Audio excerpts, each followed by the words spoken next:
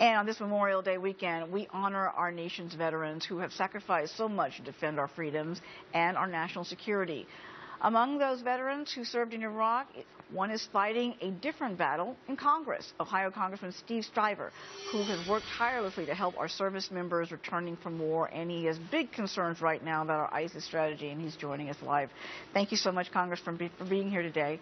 We're happy to have you here. Let me talk to you about, you're a veteran, you know firsthand the risks and the sacrifice. When you hear about the news about these cities that are now being taken over by ISIS, what runs through your mind and heart since we have sacrificed so much blood and treasure? Well, it just reminds me how hard we fought over these cities like Ramadi in the past, and to see them fall, it really brings back a lot of memories from 2005, 2006 when we were fighting in these same cities, and we took them back. And unfortunately, the vacuum of American leadership has allowed this new threat of ISIL to rise to a level at which it's pretty serious now. Because back then, we won. We had those cities secured. That's right. There was no question about it. And yet, the president at the time declared it a success. If we have that sound, I'd like to call it up for a moment. We're leaving behind a sovereign, stable, and self-reliant Iraq. We are ending a war, not with a final battle, but with a final march toward home. When you listen to the president back then, and you hear those words, and you see today the White House still struggling to come up with a strategy, and ISIS gaining ground, not only in Syria, Iraq, also we're hearing reports that they are expanding in Libya. What do you say to this? Well, there's a reason why after World War II, we didn't immediately bring everybody home and close all our bases. After the Korean War, with the armistice, we didn't bring everybody home and close all our bases.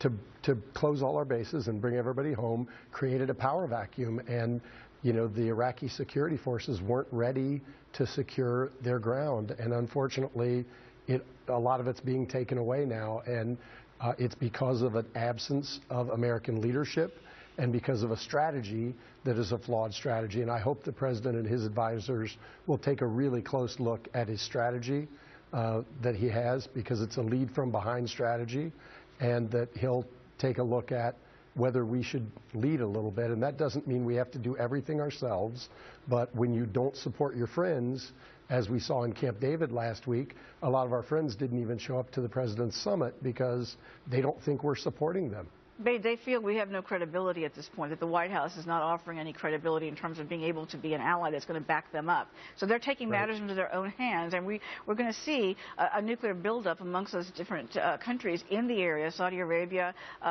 particularly, saying, you know what, you say you're with us, but we don't trust you. Yeah, and Saudi Arabia last week also sent signals that they will be buying a nuclear weapon from Pakistan to protect their own freedom. I don't know that they made a statement, but I think it's been interpreted in the press. I read it in, I think, in a newspaper.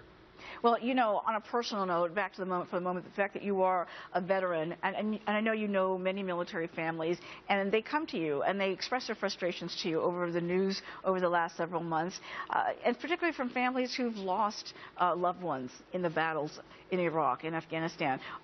What do you say to the parents of those who've lost a son or a daughter, believing that they were doing the right thing and fighting for liberty, and yet hearing that all of this is being squandered at this point?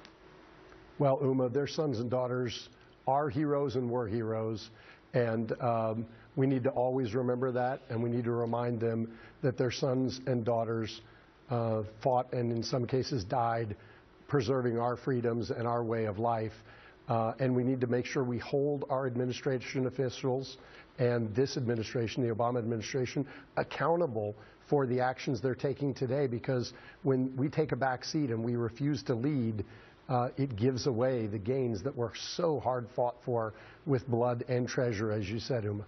And really quickly, in the few seconds I have left, do you believe we can retake Ramadi, Mosul, and other cities at this point? I think it'll take a commitment. I think it will take a real strategy. I think the president needs to rethink his strategy immediately if we are really going to push ISIL back, and I hope he'll do that, because the current strategy is absolutely failing. Thank you, sir, for joining us on this very special weekend. We thank you for your service as well.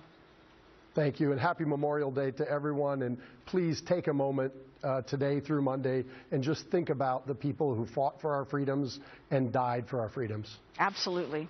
All the best to you, sir. Uma. Thank you. Thank you.